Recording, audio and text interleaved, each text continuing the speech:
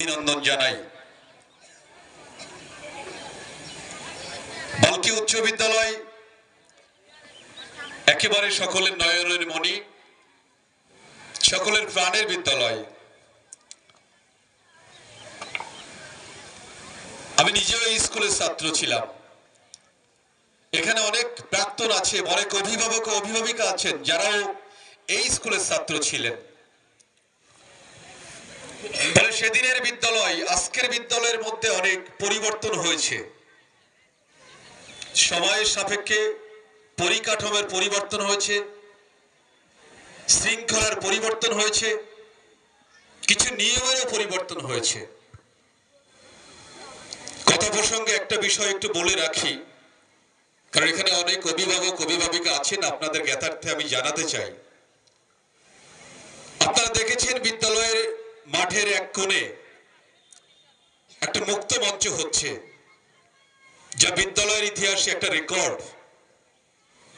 বিদ্যালয়ের বর্তমান শিক্ষকদের সহযোগিতায়, আর্থিক সহযোগিতায়, প্রধান শিক্ষকের তৎপরতায়, আমরা যারা এমসিতে আছি তাদের সহযোগিতায় সরকারি ফান্ড ছাড়া এই মুক্ত মঞ্চ তৈরি হতে চলেছে বা প্রায় শেষ দিকে।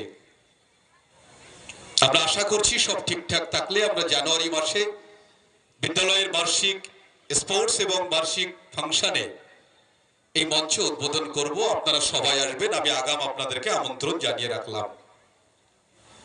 একটা বিদ্যালয়ের একটা রেকর্ড এবং এটা গর্ব, আমার আনন্দ হচ্ছে, কারণ আমি থাকাকালীন অন্তত এরা শিক্ষককে আমার পক্ষ থেকে কৃতজ্ঞতা এবং ধন্যবাদ জানাই এই মঞ্চের জন্য।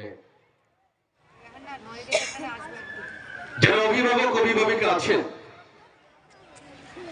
আপনাদের ছেলেমেয়েরা এসেছেন, আপনারাও এসেছেন, অপেক্ষা করছেন, একটু পরে আপনাদের ছেলে মেয়েদের ফলাফল প্রকাশ হবে। আপনারা বিদ্যালয়ে ছেলে মেয়েদের পাঠান, এই বিদ্যালয়ের ছাত্রছাত্রী তারা, আমাদের শিক্ষক শিক্ষিকারা যারা আছেন, আমি দায়িত্ব নিয়ে বলতে পারি অত্যন্ত দক্ষতার সঙ্গে তাদের মানসিক বিকাশের পাশাপাশি তাদের শিক্ষাদান করে থাকেন। কিন্তু আপনারা যারা অভিভাবক অভিভাবিকা আছেন তাদের কাছে আমার কিছু দাবি আছে। আমি লক্ষ্য করেছি কিছু ছেলে মেয়ে স্কুলের পরে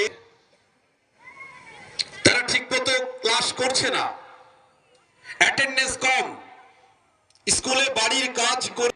যারা শুধু ছেলে মেয়েকে স্কুলে পাঠিয়েছেন, আপনাদের কাছে একেবারে আমার স্বনির্বদ্ধ অনুরোধ, ছেলে মেয়ে আপনার দায়িত্ব আপনার অনেক বেশি, ফলে একটু লক্ষ্য রাখবেন যাতে ছেলে মেয়েরা ঠিকঠাক পড়ছে কিনা, ক্লাস করছে কিনা, রাস্তা এদিকে ওদিকে সময় নষ্ট করছে, এর সঙ্গে যোগাযোগ রয়েছে, ক্লাস পড়া ফলো করেছে, সে তেমন ফল করেছে, এটা স্বাভাবিক। যারা ভালো ফল করেছে আমার পক্ষ থেকে স্নেহাশিস এবং অভিনন্দন। যারা খারাপ ফল করেছো তাদের বলি হতাশ হওয়ার কিছু নেই। জীবনের প্রতিটা সময় একটা যুদ্ধ, এডুকেশনটা একটা যুদ্ধ, স্কুলে পড়াটাও একটা যুদ্ধ। ফলে একটা যুদ্ধে হেরে গিয়ে যুদ্ধের শেষ নয়, আবার লড়তে হবে।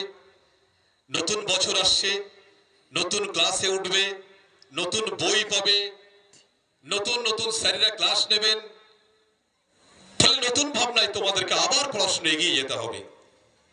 আমি বলছি তোমরা সময় নষ্ট করবে না, বাবা মায়ের কথা শুনবে, স্যারেদের সঙ্গে যোগাযোগ রাখবে। স্যারেরা তোমাদের অত্যন্ত দায়িত্বের সঙ্গে, নিষ্ঠার সঙ্গে, কর্ম প্রচেষ্টার মধ্যে দিয়ে পড়াশোনা করান। ফলে তোমরা একটু এগিয়ে এলে, তোমরাও ঠিকঠাক পড়াশোনা করলে আগামীতে তোমরাও আরো ভালো রেজাল্ট করবে, এটা আমি অন্তত তোমাদের কাছে আশা রাখি।